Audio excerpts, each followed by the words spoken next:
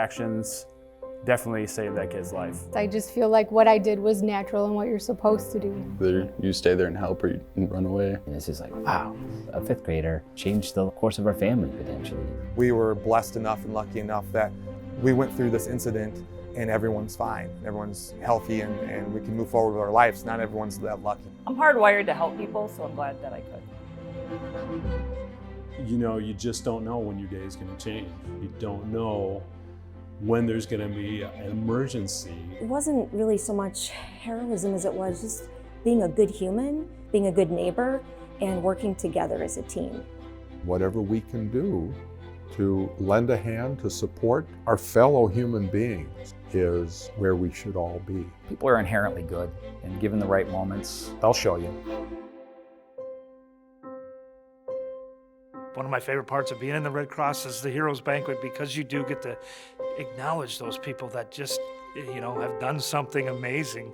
It's hard to define a hero. I think we all are a little heroic in our own way. There are a lot of heroes in the world, and as we say, they don't all wear capes, they don't all wear badges, they don't all directly save lives. A hero really is that person that goes beyond themselves in that moment. So we get to celebrate and honor them. I think the public needs to be aware that we live among these people that are amazing people and true heroes.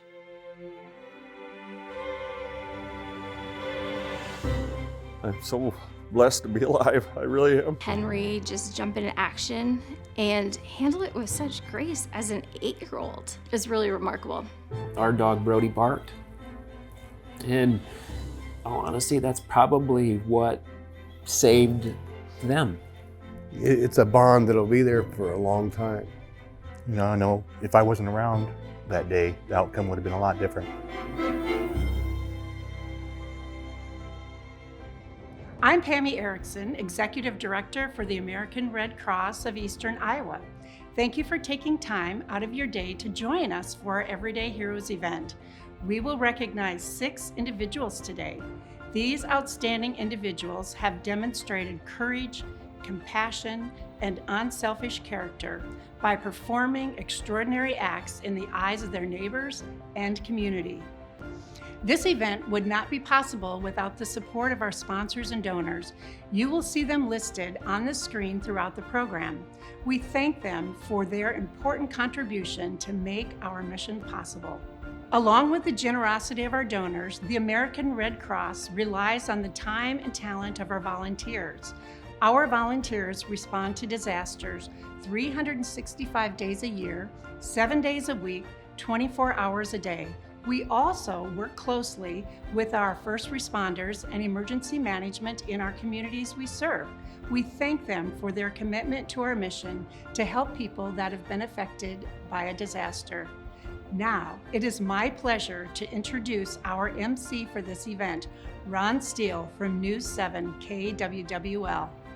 Thank you so much, Pammy, and I'm very happy to return once again for the Everyday Heroes of Eastern Iowa. I participated in this great event in Dubuque for many, many years, and I always enjoy the tremendous opportunity to help recognize our amazing community members right here in Eastern Iowa. So once again, it's a privilege today to help recognize outstanding individuals who have performed truly selfless and courageous acts which have made their communities a better place to live, work, and play. Of course, there are never any parameters to what makes someone an everyday hero. It's not just those superheroes we all see in the movie screen. It's an individual who makes such a profound impression on someone else that their actions affect another person's life in truly a very significant way. So now it's my pleasure to announce our very first Everyday Heroes for this year, Pat Henches. Pat is incredibly involved in his community of Bernard. He's the Bernard City Council member. He's president of the Bernard Rescue Unit Board. And for 50 years, Pat has served as a member of the Bernard Emergency Service Center, where he serves as a firefighter and a local paramedic. My name is Pat Henches, retired from John Deere in November of 2006. Over the years, I've been involved with the fire department here and EMS service. Just received my award for 50 years of service. Pat's nickname is Junior, and I have no idea how he got that nickname, but It's a common thing in the Bernard area here. It seems like everybody's got a nickname. People are known only by their nickname, and you'd have to look up their birth certificate to find their actual real name, or talk to somebody old enough to tell you what their real name actually is. He is very involved in everything he does. I mean, he works with the ambulance side of it and the fire side of it at the Bernard Emergency Center here. I'm on the critical incident stress management team in the tri-state area, and city councilman here in the town of Bernard. I belong to the American Legion Post in 528, and I'm very involved with the Honor Guard service there and doing graveside services for our fellow veterans.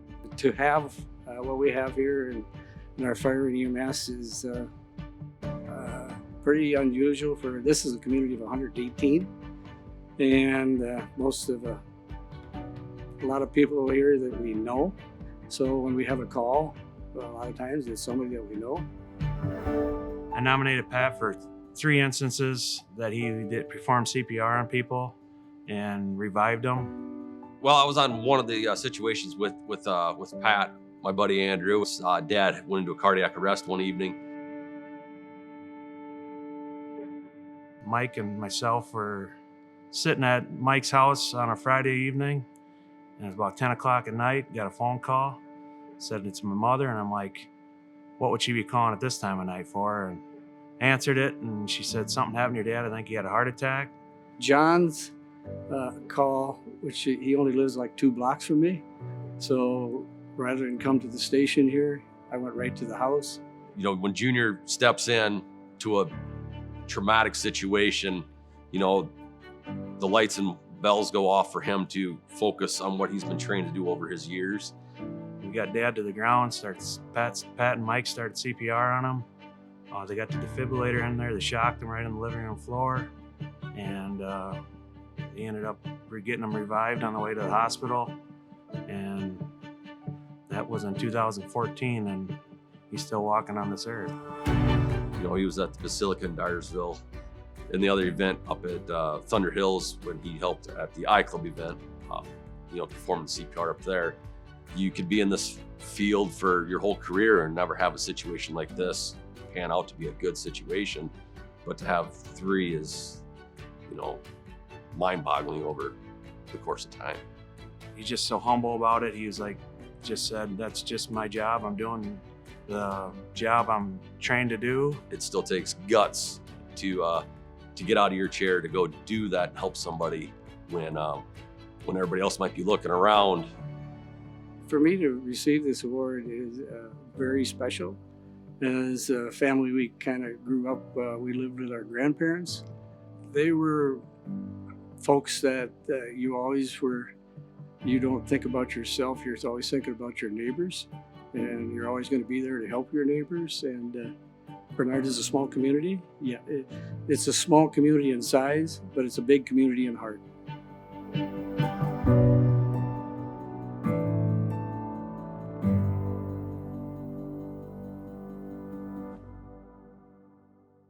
So big congratulations to Pat Henches for being such a great hero in his Bernard community. You know, during 2022, volunteers in the Eastern Iowa chapter responded to 216 house fires, providing comfort and care to 365 individuals in need at the time. They also answered the call to assist with hurricanes, tornadoes, and wildfires all across the United States. These chapter volunteers put their compassion into action and work tirelessly to assist individuals impacted by a disaster. Our second hero recognition today goes to multiple individuals: Dr. Jared Freiberger, Deputy Dave Reneker, and school resource officers Brandon Gudenkoff and Mark Lorenzen. It happened just minutes before the Hempstead High School graduation ceremony, as Dubuque District staff had been notified of a medical emergency in the bleacher area, and a 911 call was placed immediately for the assistance of emergency medical services. Ladies and gentlemen, we're ready at this time to present the class of 2022. That morning, Officer Lorenzen and myself were assigned to both graduation ceremonies that were happening that day, Hempstead and senior, with Hempstead being the first. And so we were, just doing our thing, being a presence, talking to people. I was there for my second oldest child's high school graduation. We were sitting in the upper deck at Dalzell. My wife and I were attending our son's graduation. and we're just sitting in the stands waiting for it to start.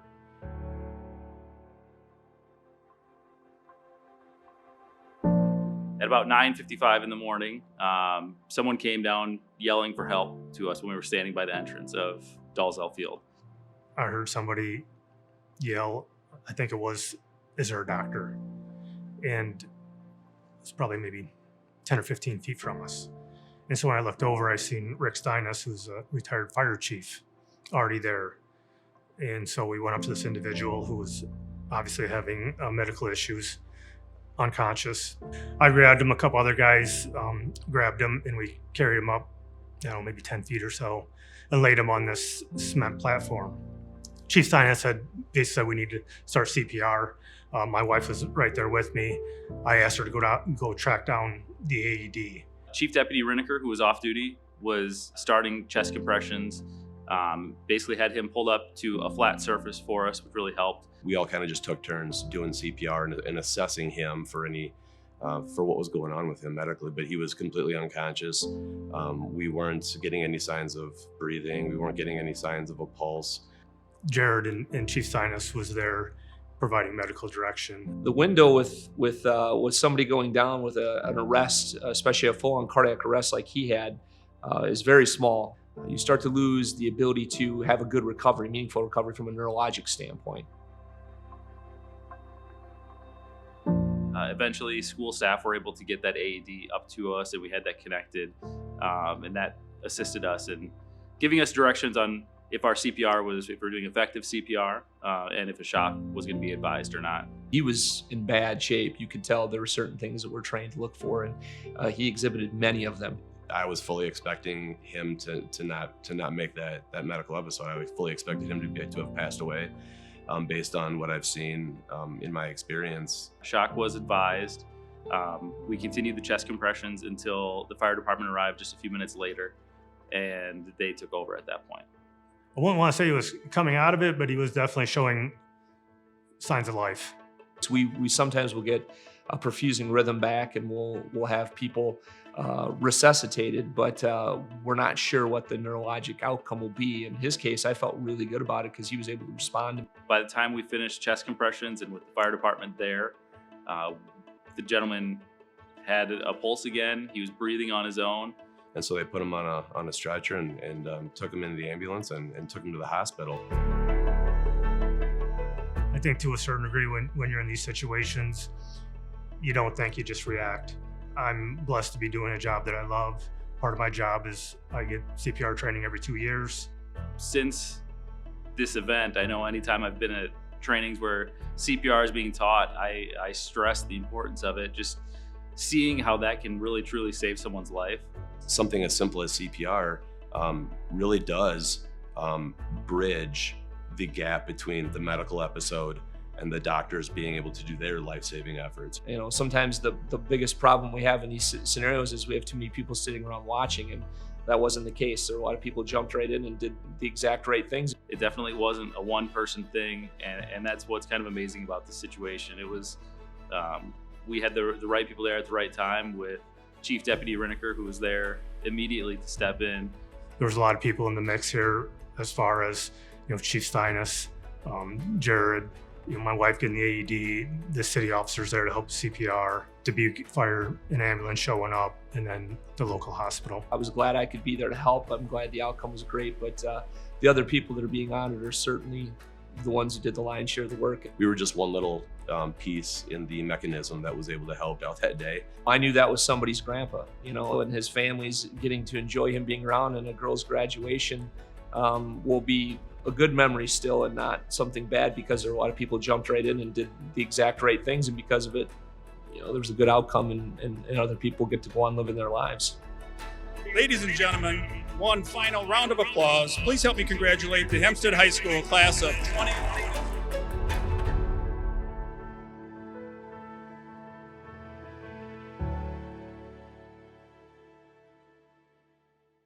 So congratulations once again to our everyday heroes, Dr. Jared Freiberger, Deputy Dave Rinneker, and Resource Officers Brandon Gudenkoff and Mark Lorenzen for your quick actions that day. You know, the American Red Cross offers a lot of classes in CPR and first aid. These courses are offered online and on site to individuals or groups and organizations of your place of employment. In 2022, the Eastern Iowa chapter, by the way, trained more than 15,000 people in CPR and AED, the automated external defibrillators. Our final hero today is 8-year-old Henry Kaldenberg. Was with his family and friends. He was swimming at Lake House. He noticed a 2-year-old wander from the sandbox on shore and unfortunately fall into the water. So Henry jumped into action to save his life. My name is Henry. My favorite thing to do is play football, and I'm in 2nd grade.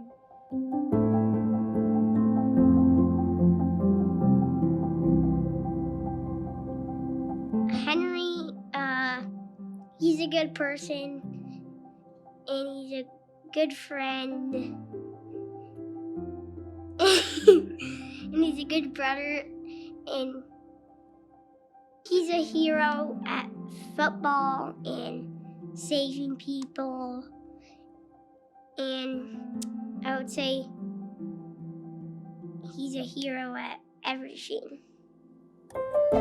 So I have a really awesome group of girlfriends that we've made it a point that we all kind of get together. And so in the past, we've been able to kind of get away, just us girls, but this summer we decided it would be fun if we got everyone together. And so that included our spouses and 10 or so kids. We were just kind of excited to have everyone to get together, and it had been a while since all of us had been together. The place we were at, they had this awesome sandbox right down by the water. And so when we were first there, we all kind of met outside, and the kids were playing in the sand, and all parents were down, just hanging out, catching up.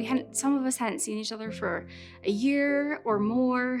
Eric and I go up to the top, and my friends are all like, oh yeah, we'll watch it. And there's probably like 6 other kids. They're all playing in the sandbox, maybe even more in the sandbox. We went up, and I was finishing my lunch and looking out at the water, and we were just talking, and she noticed someone struggling, and she thought it was one of her sons.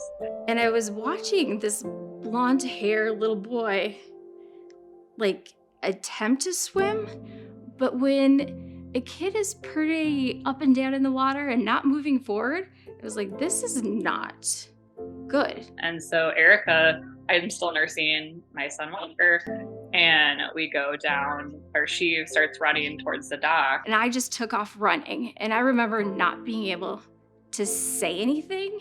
I was just really fixated on these 2 little boys. Beckett walked he jumped on the lily pad, but when you get on the lily pad, it's super like wiggly, and then he fell off, and then he was just like bobbing his head up and down, and he was like taking in lots of water. And then I saw Henry jump in and start swimming to whom I thought was Johnny. Henry jumped in and helped, and I said help for the other adults to come down. Before I even got to like down the steps, Johnny yelled. And then I recognized, okay, this isn't Johnny. And he was yelling help. And then I noticed that it's the arm of my child, not Henry. So I could tell by his little water outfit and by his arm coming out. I didn't see him, and then like a couple seconds later I saw him, and I jumped in and pushed him up. I was holding him. And that time Henry had back hit by his head, and brought him on the lily pad, and my other girlfriends went out and grabbed him off the lily pad. And Beckett was fine. He was very emotional and scared after the incident, and that kind of, shook us. He literally lifted Beckett, and he was like, yeah, his head was just like right here, like you could just see, like, and so I don't know what we would have done if he wasn't there. He's just our little angel, and I can't ever thank him enough. It all happened so fast, and I think we just recognized after the moment, like, that could have worked, like that could have played out so differently. We all learned a very valuable lesson that day, and I think we'll carry that with us, and hopefully I think our kids will too. The way I saw Henry just jump into action and handle it with such grace as an 8-year-old.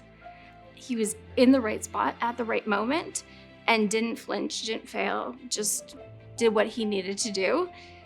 And personally, I don't know if I would be able to do that. I recognized when I saw the incident, I couldn't even speak. I was able to move, but I could not speak. And the fact that he just handled it the way he did is really remarkable. Yeah, what do you want to say to Henry? Thank you. Yeah, that was pretty special, wasn't it, what he did? I woke up my brother because he's a nice brother. I'm proud of my brother because he saves a 2-year-old.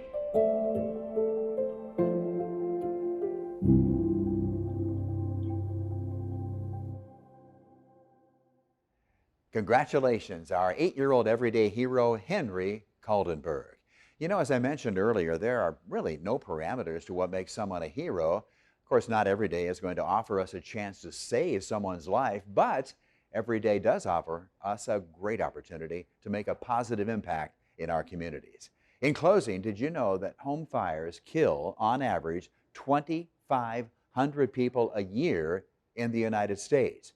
Most of those fatal fires occur in homes and residents who do not have working smoke alarms. That is why the American Red Cross has launched the Home Fire Campaign, which aims to reduce home fire deaths and injuries every year. Working smoke alarms cut the risk of dying in a home fire by half, and having an escape plan further improves the odds of your survival. This spring, the Eastern Iowa chapter will host Sound the Alarm events in a couple of communities in this area, Jessup and in Marion, providing home fire safety education and also the installation of free smoke alarms. Everyone have a great day. I'll send it right now back to Pammy. Thank you, Ron, for your dedication to the Everyday Heroes event. We are so fortunate to have you as our host and KWWL as our media sponsor.